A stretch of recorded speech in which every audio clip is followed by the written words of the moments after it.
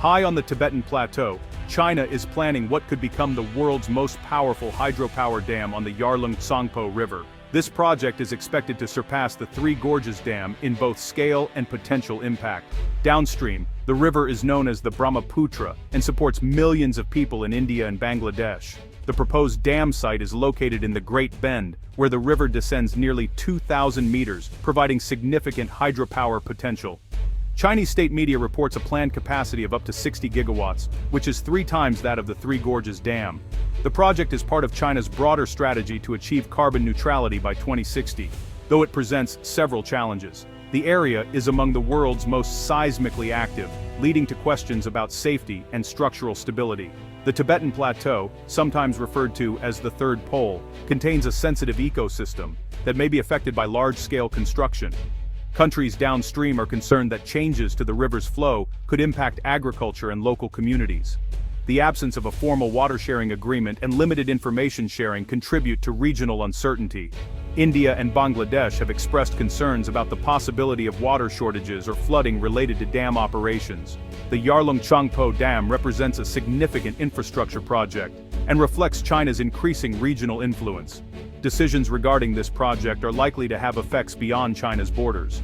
Observers around the world are monitoring China's efforts to develop the river at the root of the world.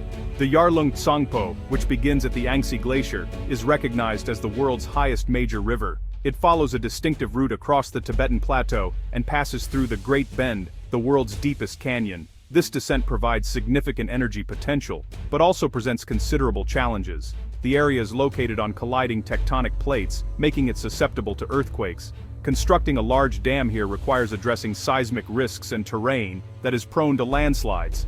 The remote high-altitude setting adds complexity to construction, with challenging weather and limited accessibility. Engineers must manage the logistics of transporting materials, working in low-oxygen conditions, and operating within a brief construction season. The river's flow varies due to glacial melt and monsoon rains, and it carries substantial sediment that can affect dam operations.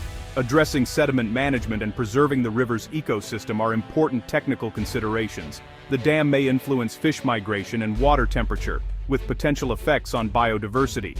The Yarlung Tsangpo's characteristics present both opportunities and challenges for engineering teams. Careful planning is required to minimize risks to downstream communities. The outcomes of this project will have significant implications for both local populations and the environment.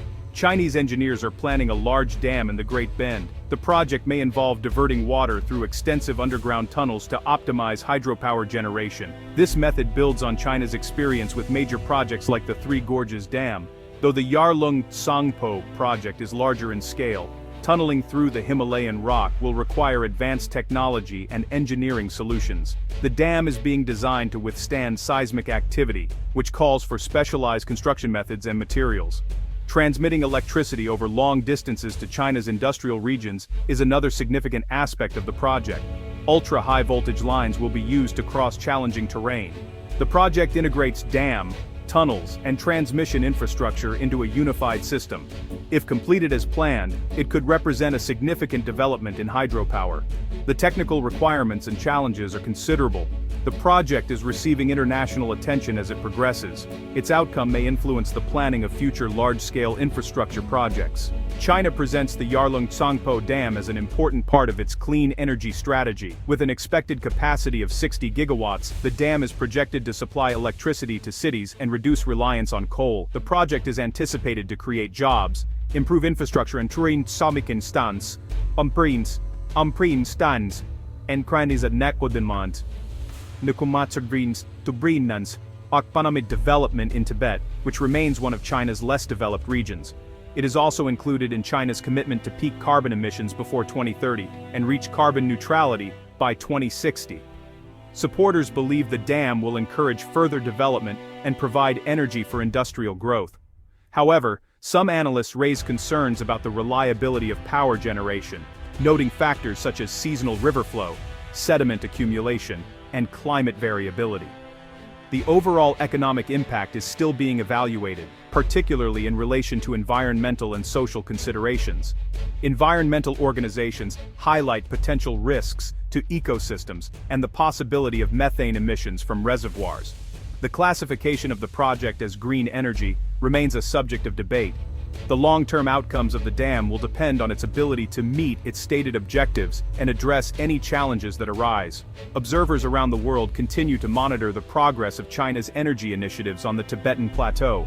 The Yarlung Tsangpo Dam represents more than an energy project. It serves as a strategic resource for China. By developing domestic hydropower, China seeks to decrease its dependence on imported oil and gas, supporting national energy security. The project also increases Beijing's administrative presence in Tibet, further integrating the region both economically and politically. It is intended as a demonstration of national governance and state capacity. As the upstream country, China has the ability to influence water resources that flow into India and Bangladesh, affecting regional dynamics. The dam may impact water availability downstream, which could become a factor in regional discussions. The project highlights Chinese engineering capabilities and technical expertise. Completing this complex dam would reinforce China's position in global infrastructure development. The project is closely linked to China's international image and its role in regional affairs. For China, the dam is viewed as a marker of modernization and long-term planning. For neighboring countries, it introduces new considerations regarding water management and resource sharing. The dam's location in a seismically active region has prompted concerns about structural safety. In the event of a significant earthquake, there is potential for flooding that could affect communities downstream in Tibet, India, and Bangladesh. The project may contribute to deforestation and habitat changes in an area known for its biodiversity. Changes in river flow and flooding patterns could impact local ecosystems and disrupt fish migration routes. Some Tibetan communities may face relocation, which could affect cultural connections to the land and river. Resettlement processes can result in social and economic challenges for affected populations. The dam may reduce sediment flow downstream, which can influence the health of floodplains and deltas. The delta region in Bangladesh is particularly sensitive to changes in sediment supply and water levels. These environmental changes could have long-term effects on agriculture and local economies. The broader impacts of the dam may extend to both people and ecosystems beyond the immediate area. China's large-scale dams provide important case studies for regional water management. The Three Gorges Dam has produced significant amounts of electricity, but also resulted in the relocation of over 1 million people and introduced environmental challenges, including pollution, landslides, and changes in fish populations. Sediment accumulation at the dam has contributed to erosion in downstream areas, affecting cities such as Shanghai. The Mekong River, which is dammed upstream in China, has experienced periods of drought and a decline in fisheries in Southeast Asia. Limited information sharing and a preference for bilateral agreements have led to concerns among neighboring countries. Downstream nations have limited influence over the management of these transboundary rivers. The Yarlung Tsangpo project may encounter similar challenges, particularly given the river's ecological sensitivity.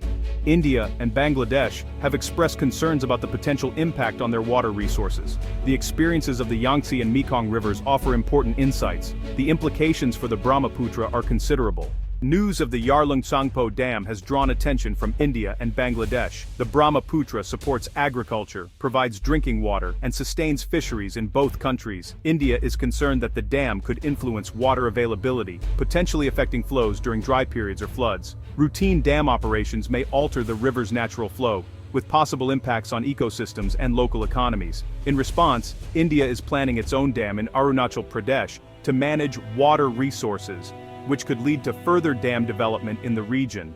Bangladesh, located at the river's end, relies on consistent water and sediment flow for its delta. Reduced river flow may increase salinity, affect crops, and contribute to flooding from rising sea levels. For Bangladesh, these changes could have significant consequences. The dam raises important questions for national planning and resource management. The region is likely to experience increased focus on water management and cooperation.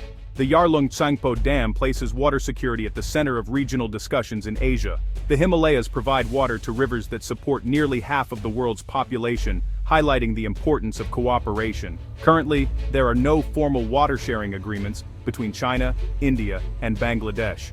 Limited information sharing about the project has led to concerns among downstream countries. India and Bangladesh have requested greater transparency and collaborative river management. Long-term regional stability may depend on establishing structured and consistent cooperation. A joint river commission could support trust building and effective management. The project offers an opportunity for China to demonstrate responsible international engagement. The impact of the dam will be evaluated by both its energy output and its influence on regional relations.